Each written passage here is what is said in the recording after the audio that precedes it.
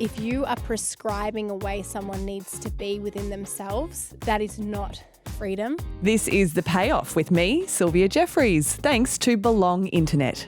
Laura, I have been dying to speak to you, and now I have even more reason to speak to you because you have the best news in the world. You are pregnant. You got it. Congratulations. Thank you so much. Thank you for having me. I love the pod. Oh, how are you feeling? I'm feeling good now. So I'm now in my second trimester, feeling much better than the first trimester. I think as well, I've had time now for it to sink in and to kind of and I'm feeling really happy, which I'm very grateful for. I remember the sort of bittersweet feeling of sharing the news that you're pregnant, because it is a really sweet little secret to sit on with your partner for a while. And then you release it to the world and you get so much beautiful love back from people.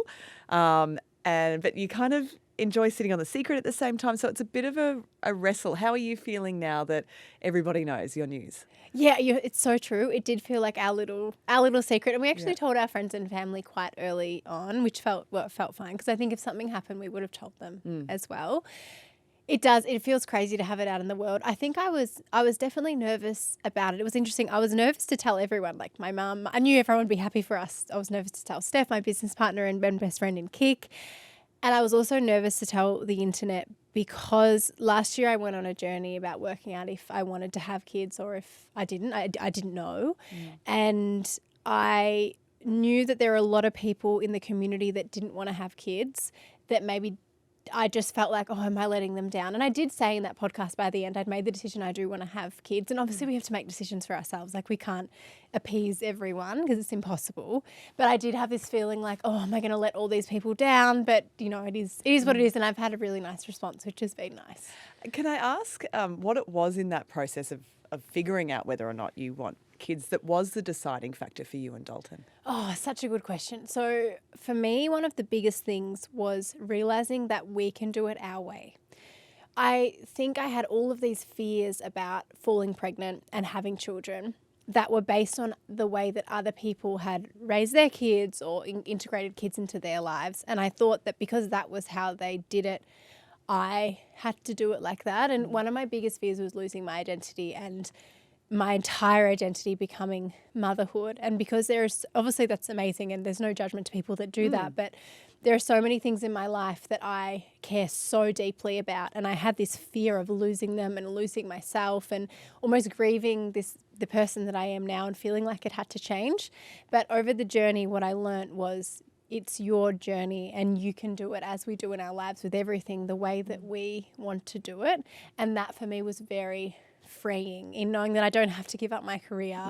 Like it doesn't have to become, it's going to be a really important part of my life, but it doesn't have to be the only thing. Like I can be more than that. And I think sometimes society puts pressure on women that we have to be, if we're mothers, like we have to be 100% mothers and nothing else. Well, on top of that, it's just expected that we will be mothers. Yes, which exactly. I think it's so, I found it so compelling the way you've been so open about your process with that, because there are a lot of women who don't have that desire or urge or need to be a mother.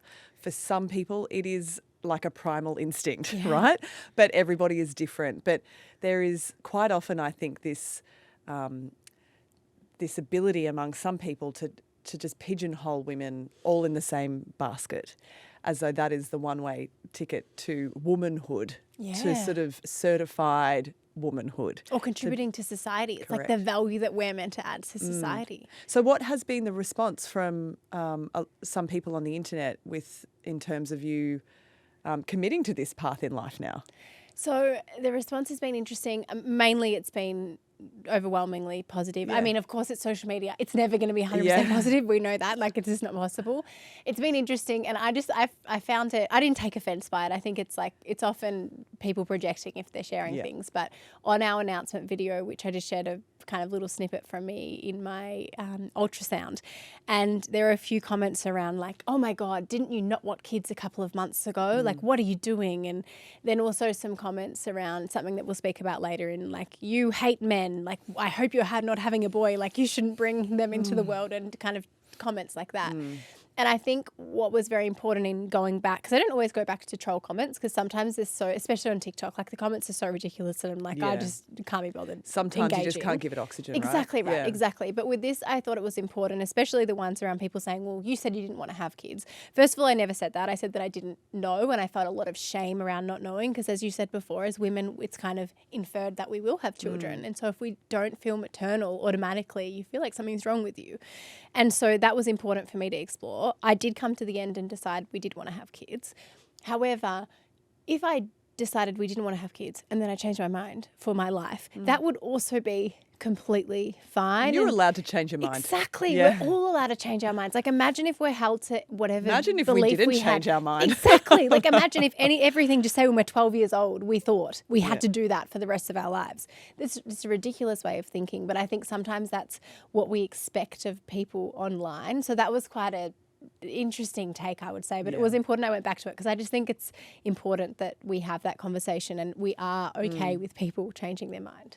Okay, so I want to talk about this new mini-series that you've just brought out and you've been beavering away on for many weeks during the first trimester of your pregnancy, which is, heroic, to be honest, to put that much effort into something when you're dealing with the nausea and everything that comes with the first trimester of pregnancy. Benevolent Sexism.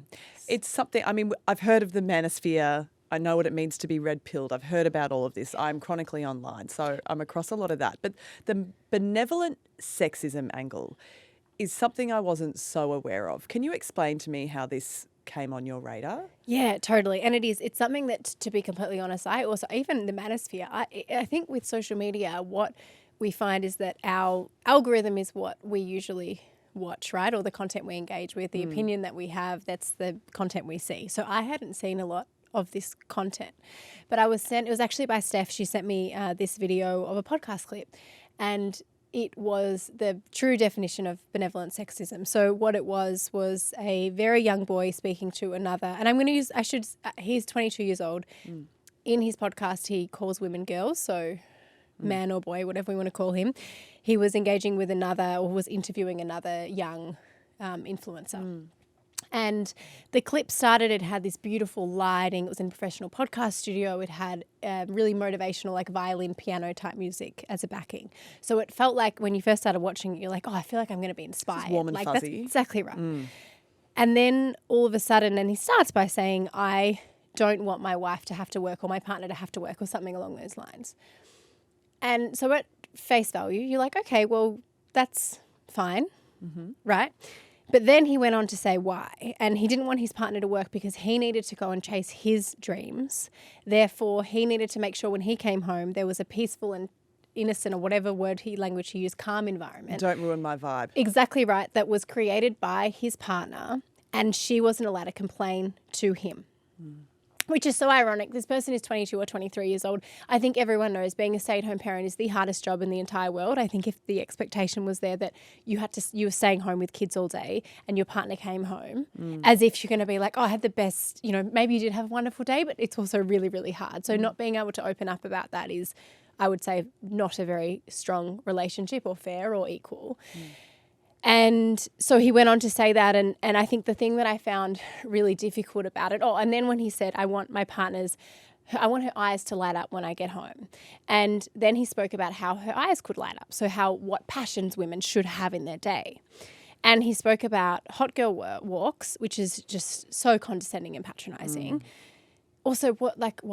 Like that, I just can't. Yeah. Then he also spoke about, so this was within the podcast, it was cut out of that video clip, but I listened to the full 1 hour and 45-minute podcast. He also said plaiting Barbie doll's hair. No, yeah, I know. Yes, it's crazy, absolutely crazy, and collecting postcards. Oh, no. And so within this 1 hour and 45-minute episode, the main theme was speaking about how men have to go out and like be the breadwinner and get their dreams, whatever, fine. If you want to pursue your dreams, like I've done that, that's amazing. But it was then, so that was what they were talking about. And then when they spoke about women and the role of their partner, it was basically just to make sure they could pursue their dreams and be there for them at home. But there was nothing about women chasing our dreams, right? And it was so belittling, and it really took away, like when you speak about benevolent sexism, what it is it is disguised as caring and loving. I want to Kindness. take care of you, right? Yeah. But it's actually taking agency away from women within a relationship and also belittling the view of them. Well, it sounds like regressing into Yeah, these traditional 100%. gender roles Yes. in a way, right? And bringing Yes. that back. Did you say he's only 22? He's 22 years old, not in a relationship, hasn't been in one for a while. And the other person he was interviewing, even though they spoke for around 40 minutes in this episode about how a relationship should be. And they both said, we're not in relationships. So I just wonder how a 22-year-old man is finding the on-ramps into this kind of thinking at such a young age. And I think back to myself as a 22-year-old woman, and would I have the life experience to be able to identify that behaviour for what it is as well? So what have you learned in this process of pulling this mini-series together, Am I Equal? What have you learned about the on-ramps? It's very confronting. We know that now this type of content, they call it the Manosphere and masculinity influences. We know that Movember did a report that Professor Zach Salder, who was on the podcast, he's amazing, at Movember, he co-authored, and they found that 2/3 of the young men that they surveyed, which were in UK, US and Australia, there was 3,000 of them, 2/3 of them were engaging with this content. So this content is now mainstream. It's not, because I think when we think of Andrew Tate, like extreme misogyny, people know that, well, not everyone, but a lot of people know that he's in the wrong. But it's this other kind of grey area of this huge, like there's so many of them, these masculinity influences that are pushing this message, maybe without that Andrew Tate package, but it's dressed up as, it starts with fitness. It starts with promoting, you want to live your best life, be your best self, like self-improvement content. And so young men... Gym talk. Exactly. And also making money, like this is how I made my first 5 million, et cetera, et cetera. And so young men go in seeking self-improvement.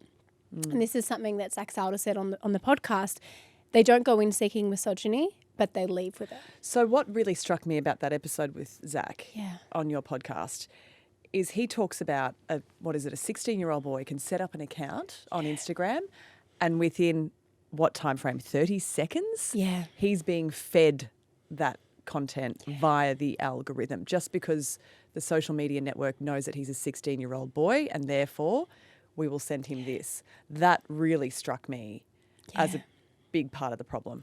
Oh, it's terrifying. It's absolutely terrifying. There's also no moderation on this content. So we know one of the biggest problems with social media is the lack of moderation around, there's moderation around racism, some swear words, there's some things where there is violence, but in these areas where it is so problematic, and the damage from a societal level is huge and the implications are high, there isn't moderation. So that's really, really scary.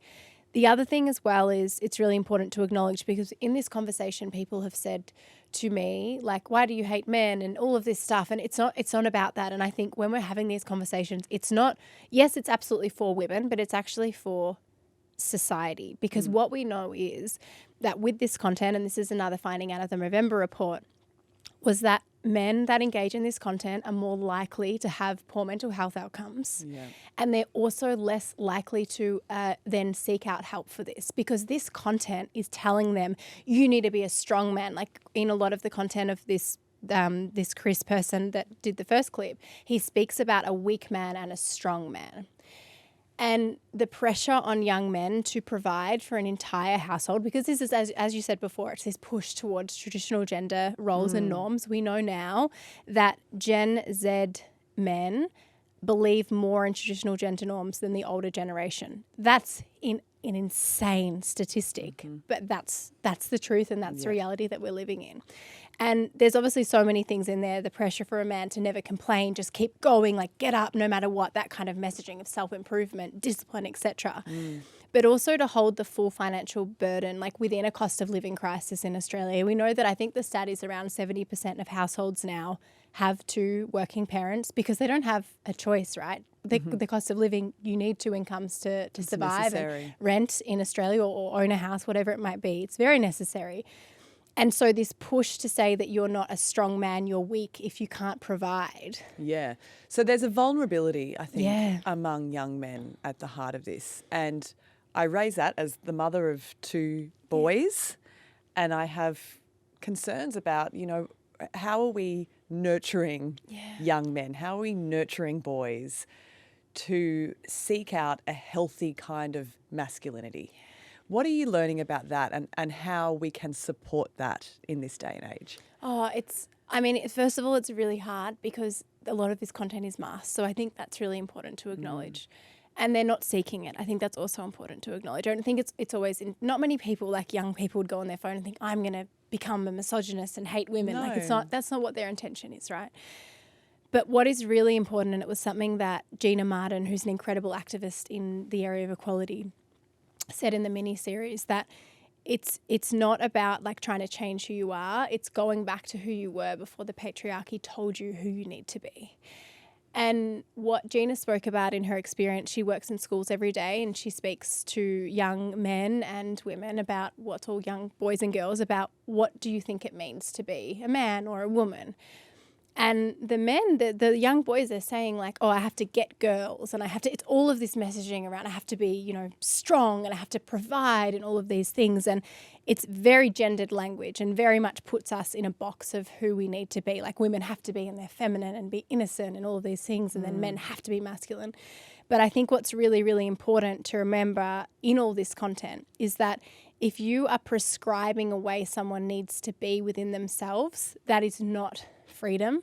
It's also not us being able to have self-expression and be who we are and be uniquely who we are.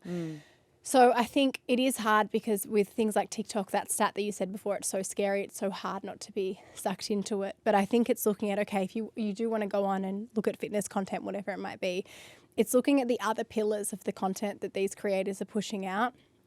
Gina said, and this was just such a moment for me where I was like, oh, that makes so much sense. A lot of these masculinity influencers speak in hypotheticals. And so, for example, if we go back to the first kind of clip around Chris Griffin, he's not in a relationship. He hasn't had children. He hasn't had to, he hasn't had that lived experience. Yet he is promoting this ideal and this way of life in this hypothetical way. It's harder to challenge hypotheticals. That's really, really important to acknowledge. But that's often how all of this content is. They're not really living it per se. It's just how they think the world should be. So that's really, really important to acknowledge and as one of the red flags. The other things are that it's often very narcissistic. All of their content is about them.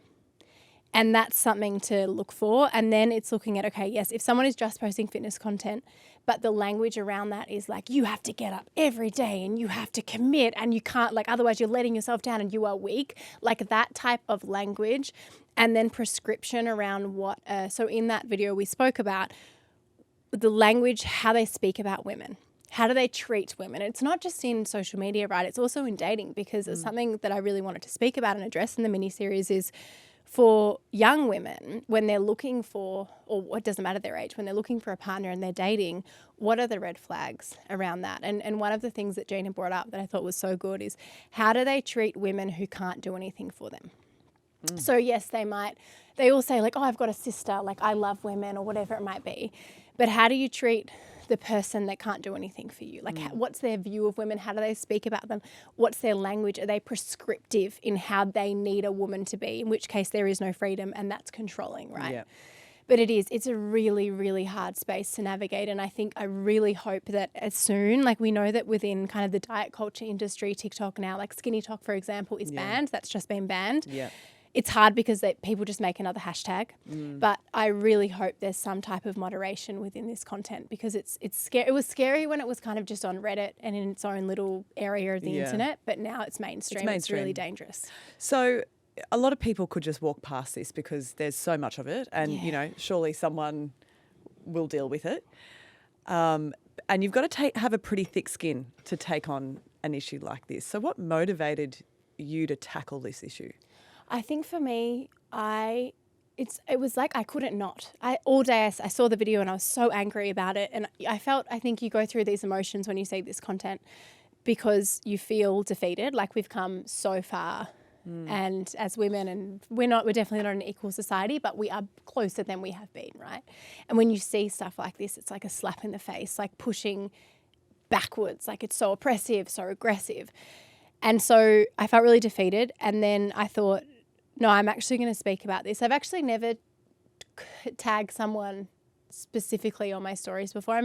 Because there's a few reasons. One, I don't want to give them more reach if their content is dangerous. But then also I don't want to cancel. I don't really believe in cancel culture, and because what you want is to invite them and call them in and have a moment of learning where, especially for this person or anyone to masculinity influencer, their audience are listening to them. So that's the conversation that we need to change. And so for me, growing up in my home, my parents separated when I was around 12 years old, and my mum didn't have much super at all. She'd taken time off to look after myself and my two sisters, and my dad had worked. And so when they separated, my mum was not in a very good financial position. She didn't have super. That's still now. She has gone back to work and built up some super, but we know how important it is to build up every year, right? Because it continues to compound. And so if you have a huge time out of that, you don't have that. It's also, she had a huge time out of the workforce where she wasn't building her skills. So when she went back in, So much harder. Exactly right. And so that for me, and seeing that just made me, I feel like I've seen it in some ways firsthand what can happen. And there was definitely not intentional inequality in my parents' marriage, but when that happens and you haven't had the conversations around what's going to happen with superannuation. Like if someone's staying home and they are being the stay-at-home parent, we know it's the most kind of undervalued job in the world. You don't get paid for it. You don't get super. But if they're doing that so you can go to work, you need to have that conversation. Because that person is facilitating your career. Exactly right. It's facilitating the career, also for that person then to have a higher earning capacity. And we know that it's now the biggest growing homeless group in Australia is between 35, I think, and around 45-year-old women. It's really scary. We know women retire with much less super than men. We also live about 10 years longer than men. And so what was very important to me is, and I've spoken to so many people over the years that maybe because of my own story have connected with me and shared that, you know, their partner said they were going to take care of them, and then now they're a single parent, they're on Centrelink, they've got 3 kids, they have nothing and they've had to rebuild, and they wish someone had had the conversation with them. And so for me, I wanted to have it.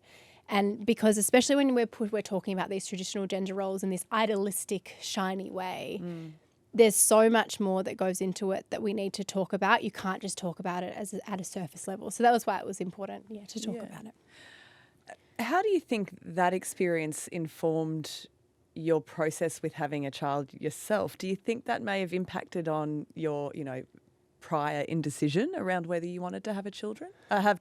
Oh, it's such a good question. I mean, I don't think I specifically spoke about it at the time, but I think absolutely, because I think something that I had, one of my biggest fears, another one was around my career and what would happen to my drive and my motivation, because there's almost this assumption that, you'll take a step back. And we know that, and Jamila Rizvi has done such amazing work in this space. We know that women start thinking about having kids earlier and it impacts what they do in their career. So just say they're 25.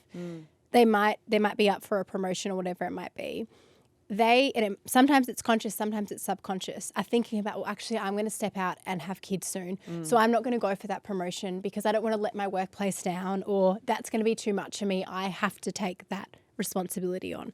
We know that men don't think about that, and that's great. I also think women shouldn't think about it. Obviously, it's something we should consider together as a couple, but it shouldn't be a reason that we step back. So it starts earlier than, it's not just when we step out of our career to have a career break, to have kids, if we want to do that. Obviously, everyone's in a different position.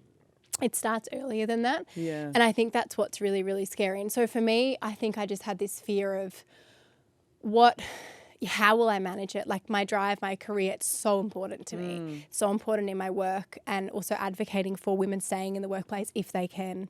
We obviously know that for a lot of women, and it's something that we address in the mini-series, is childcare is the same amount as what they earn in a day. That's right. So it cancels out Exactly. a salary. So if you go back to what's the point? Exactly. But I think it's having the conversation of a career is not just about the money, right? It's about building the skills that no one can take away from you, that you can utilise when you need them. And I think that's a really important point. There's obviously a lot of discussion around the tradwife trend online at the moment. And I think there's an important distinction to make between the tradwife idea, which is based on submission Yeah.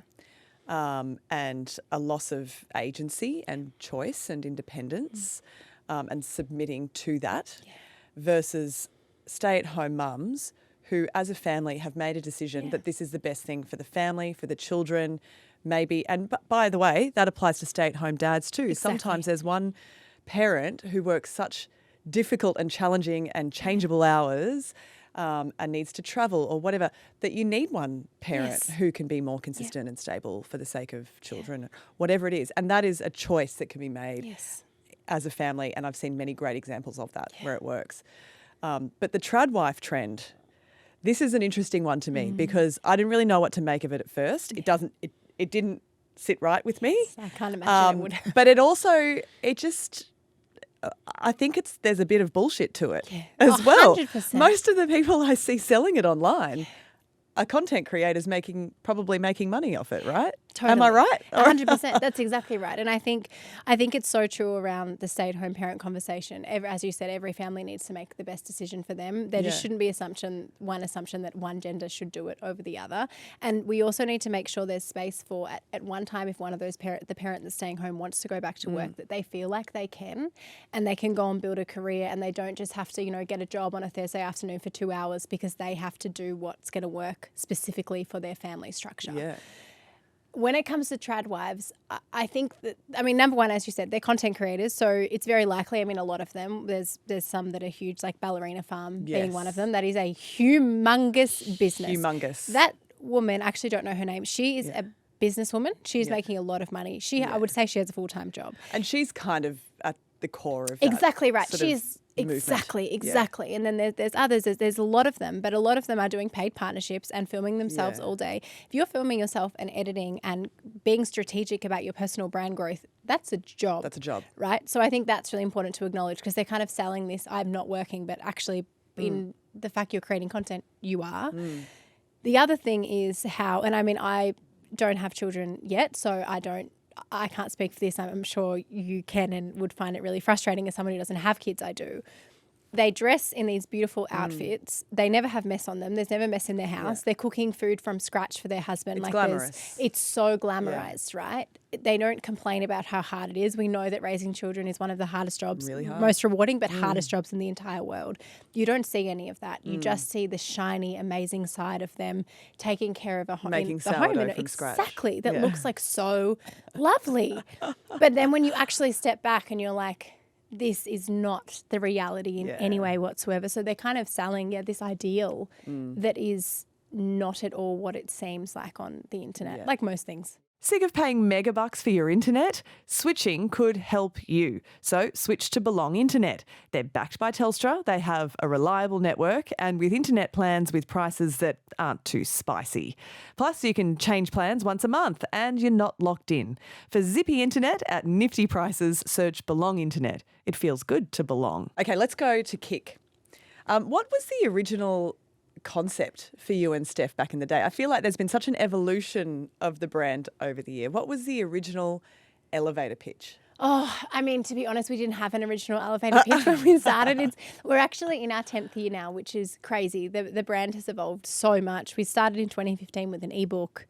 And now we have an app with ebooks. Remember ebooks? Yeah, ebooks, exactly. Back then, that was the cool thing, right? Everyone was buying ebooks, and so we started with the ebook. Yeah, but then they download them and just give them to their friends for free. Exactly. Flawed That's model. right. Yeah, it's very true. It's very true. And so now we're a subscription app. We have over 1,000 workouts and recipes and meditations on there. Wow. And it's crazy to look at the journey, but it started back, so 2015 is when we launched, but our journey started much before then. Steph and I both went through our personal experience with body dysmorphia and disordered eating.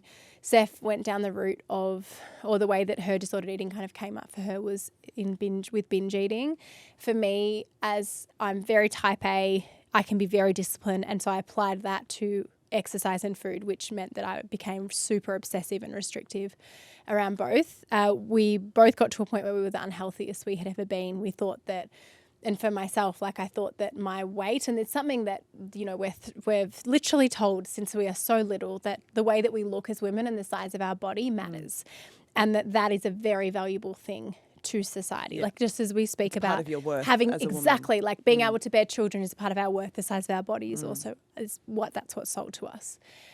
And so in that time, I completely lost myself. Like I was doing my law and business degree at the time. I couldn't even study because I had no brain power because all I was thinking about was trying to restrict food.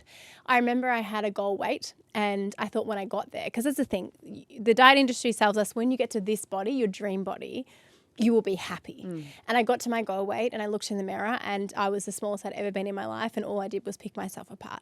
You can never get to a point if you are for me, in that headspace where you feel happy and worthy, because we're not going to feel worthy by the size of our body, right? And so Steph went through a similar journey and we were able to come out of that and rebuild our relationship with food and exercise. But when we looked at the health and diet industry, or health and wellness, whatever we want to call it, a lot of because fitness apps can be amazing. They're a tool that people that might not have access to a gym, well, they do have access to a gym, but they don't know what to do there.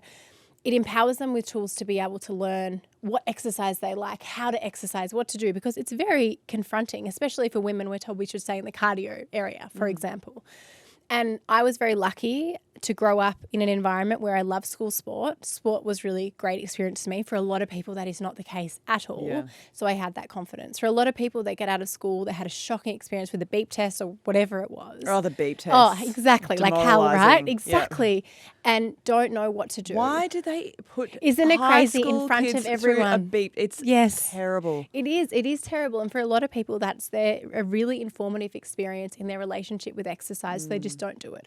But we know that moving our bodies is incredibly important. Eating well is important. And so we wanted to create a space, which is now the app. It started with the ebook, where people could come and they could be empowered with the tools to lead a healthy lifestyle, but without the kind of wrapping of diet culture. So no before and after photos, we don't do them. No entering your weight, no talking about calories in the app. For me, calorie counting was very triggering with my disordered eating.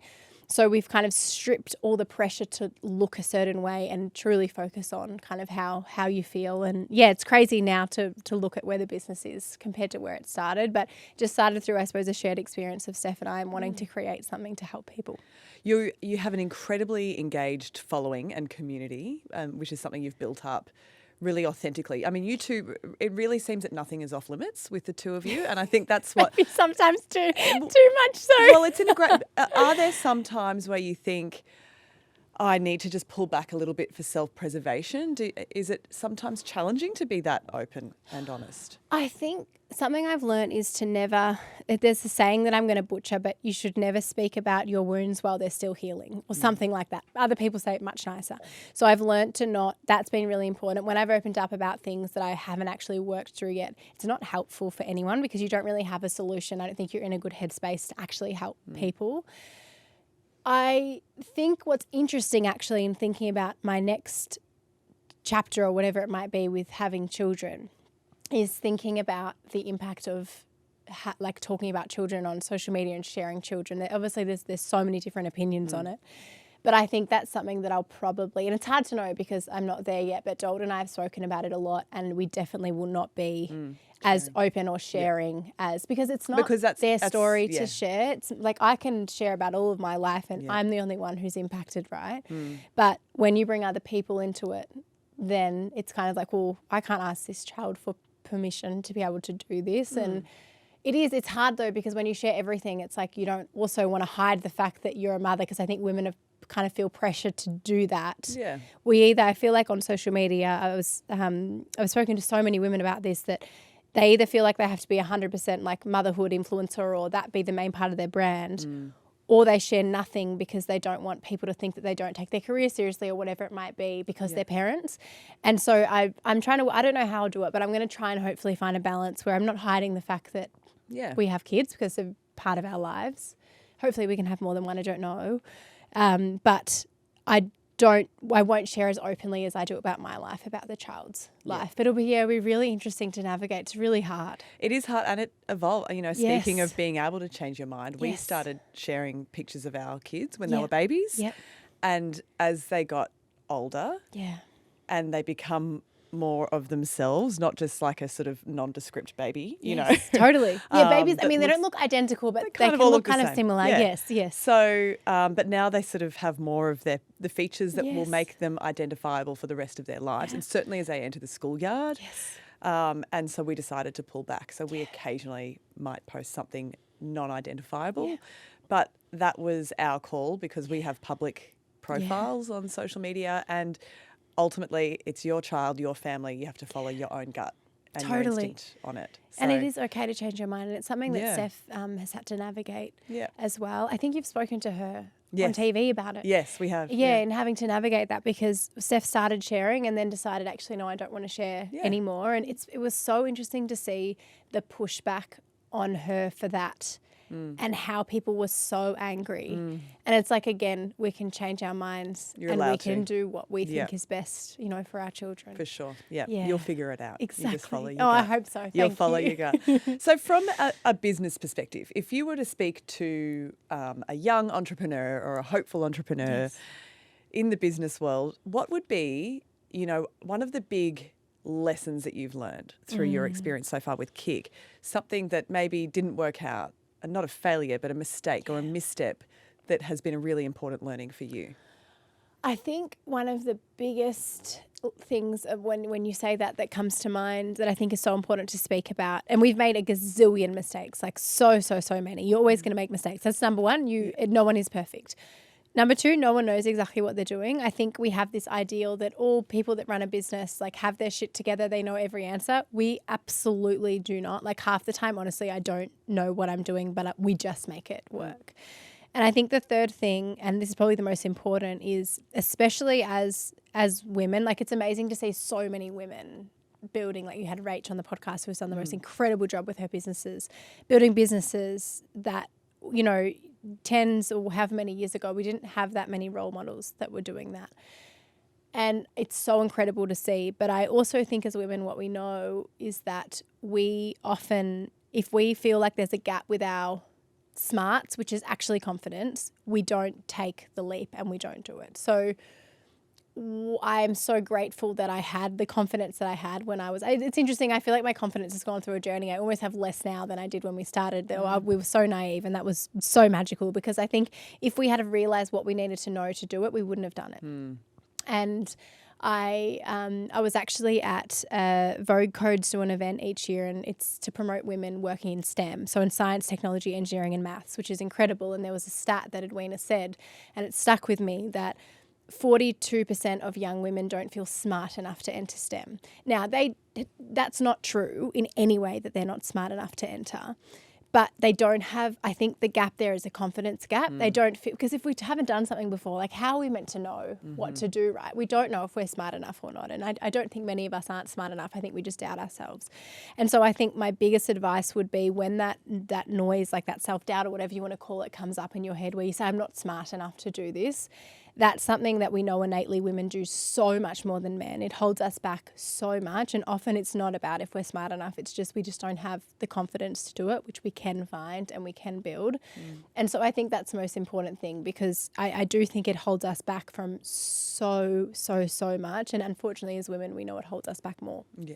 Just got to have a go. Exactly. Yeah. Exactly. Have a go. See exactly right. what you can do. Exactly. And you might surprise yourself, exactly. right? Yeah. So are you a Gen Z or are you Oh my God, Sylvia! Where are thank you? No, Are you? I am like a millennial bleeding out of my everywhere. It's so funny. Like I'm just the most millennial. Same. Yeah, I'm millennial. I'm deeply millennial. Okay.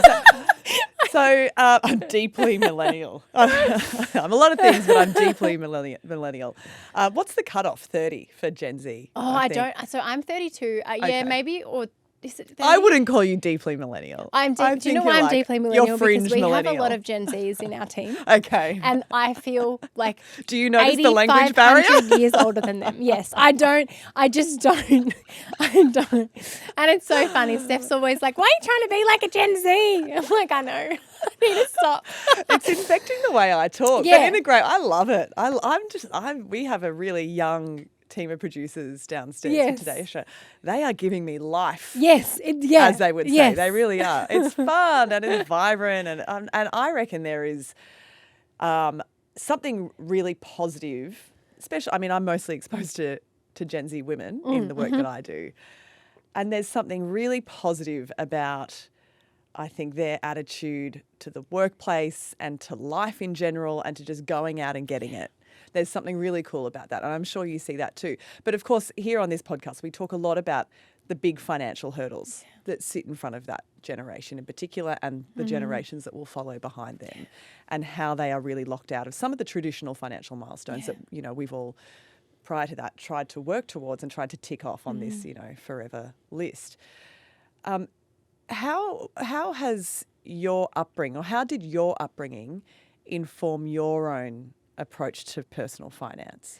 So for me, it's interesting. I think you don't realize at the time until you start learning about things like money values and things like that. But for me, my upbringing, because as I have kind of spoken about with my parents' separation and the financial stress that I when I think of and again, I'm again speaking about people that aren't me and sharing the story. I've shared this before, and I can share this, but financial stress was and it's also not uncommon, was one of the main reasons for my parents. I just remember arguments about money all the time. And so what that meant is my mentality around money and relationship with it was like a scarcity mindset. Like I remember my mum was like, we were never allowed to get a credit card, which I don't think is a bad thing, but it was like you never want to be in debt. You always have to have an emergency savings. Exactly. You have to have an emergency savings account. And if you don't have that, like it's like gloom and doom, because you never know what could happen. So it's kind of this. It's smart though. It's smart, but it's also this mentality of kind of fear around money. Exactly. And so for me, it's interesting because I reflect on that,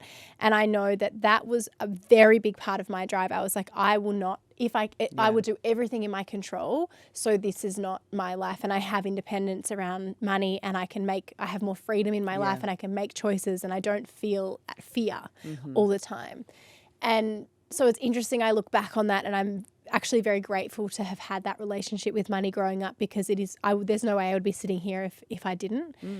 But I think the other part of it is I've had to really work on undoing a little bit of it, as I am now in a financial position that I never thought I would be in, but I still have this kind of scarcity mindset sometimes. You're still afraid that it will go away. Exactly. And especially in the work that we do, I think, because relevance is incredibly important. We're also at a relatively early, I mean, I'm definitely mid, but part of our careers. Exactly. So there's still decades worth of work left. So what if it takes a turn?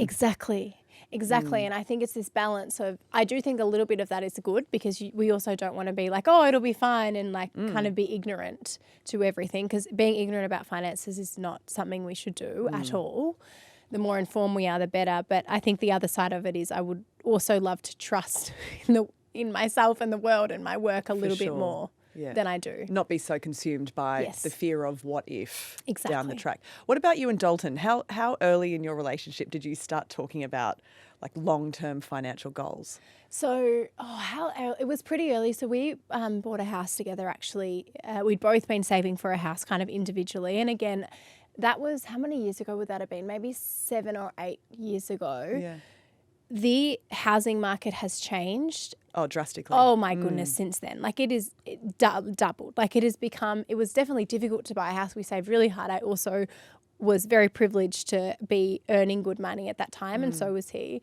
But it is so much harder now, and that was only 7 or 8 years ago. So I think that's really important to acknowledge. So we had bought a house together, and so because of that, we actually combined our money very early. We definitely have a different relationship with money. Dalton's a little bit more abundant in his thinking than I am, and that's something we've had to navigate. And it's important, and I think what's been very important is me communicating and saying with him like why I feel this way, and kind of this is why I feel worried or scared about money, so they can understand, because otherwise it can just it can get into arguments and it can cause stress, right? So we did kind of, and I said to him, it's really important for me to make sure I have, like, financial independence is very important, and also like being able to build towards financial freedom, you know, if that means something different to everyone. And so I spoke about the fact that I want to invest, like I want to buy this house because it's an investment, right? I don't want to put my money into depreciating assets or whatever it might be. And we were very aligned on that, which is good. But it is something that I think in any relationship it's hard to navigate, but it's just really important you share why you feel the way you feel so then you can understand each other. Really good advice. Do you seek out financial content advice? Is there someone you would credit with sort of steering you with your investments or your plans for the future? Oh, good question. I think I probably wouldn't say one person in particular. I did, and I think it's also important as well to acknowledge I didn't grow up in a family where, some people grow up in a family where their parents invest. My family, and this is I think very much the Australian experience, was you get a house and you get a mortgage, and that's the total extent exactly of investment. And obviously now we have so much more education around it. I think that's really important, because what I've seen with families that have already, like, they're from money, but then also they inform their kids with that education, they then build their wealth. Whereas people that don't have that understanding, like, that information was so hard to get. Yeah. But now it's available everywhere. There are so many incredible, like, in particular female kind of financial advisors that have public profiles and have podcasts and share such incredible information and have amazing books as well. Molly Benjamin, who's been on this podcast, the Ladies Finance Club. Yeah, there's so many. Victoria Devine, Simran, like, there's so many amazing people. And I've learned so much from them. And I think as well it's important to look at what's your risk profile with investing, because, you know, and that's important to talk about with your partner. So I don't have a super high, if you can't tell, super high risk profile. So that's something that's been important for me to share with Dalton. Like, I'm not buying crypto. Yep. It's just, for me, that would give me, it's just not what I want to do. But it is really, really important. I think the more information we have, the better. And I think it's good too. A lot of these incredible women are making this information more accessible and also interesting, because traditionally as women we think, oh, it's unfortunate, but finances just aren't for us. But they are. Again, it's a confidence thing. It's not that men are better at numbers or finances genetically. They are absolutely not. But yeah, it's amazing now to see how much information is out there. Do you chat with your girlfriends about money and finances? Yeah, I do. And I think that's important because it has been such a taboo topic for so long. Yeah. Not all of them. I think there are some of my friends probably don't feel as comfortable, and that's okay. It's like important to respect people's boundaries, Absolutely. right? But it is important to talk about. So next stop for Laura Henshaw is motherhood. Yes. What's the overriding emotion for you heading into that now? Oh, I'm excited, which is, I'm so grateful to feel that way. I'm definitely nervous, like, especially for giving birth. So funny, like, so many women and friends that I've spoken to are like, I love being pregnant. I love labour. I'm like, I don't know if I feel like that. So yes, I feel like and it's interesting too. Like, I don't know what I thought. Again, this is just a story I told myself that was untrue, but I thought the second I fell pregnant, I'd be like wanting to listen to every podcast on parenting, like about labour, read all the experiences. I'm like, at this point, don't really want to. This is one topic where sometimes I think ignorance is bliss. Yeah, so that's what I'm going for at the moment. Every birth is totally unique. Different. Yep, exactly. Totally different. And I've read a few stories where I'm like, oh, that just gave me so much anxiety. I think I'm just best to be ignorant. And I'm so lucky. I have an obstetrician. She'll help me. She is an expert. Yeah. So yeah, I'm not super excited for giving birth, but also grateful, that hopefully I can. Yeah. Yes. Well, whatever happens. And Thank you. It will be wonderful. And I can't wait to hear the good news on the other side. Before we wrap, from a business perspective, is there one moment or one achievement or milestone that has made you most proud through your professional career? Oh, it's such a good question.